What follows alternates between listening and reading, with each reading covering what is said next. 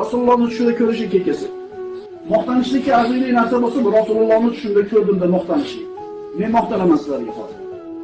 Bir necha marta Rasululloh sollallohu alayhi vasallam tushida ko'rdim. Allohga hamdlar bo'lsin. Inson yaxshi ko'rgan narsasini ko'radi tushida. Yaqinda ko'rdim shu tushda.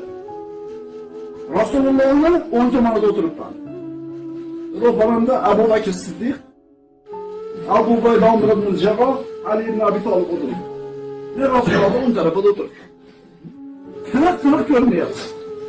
Bularga aytyapman, sizlarga mazza deyapman. Nimaga deyapti Abu Bakr?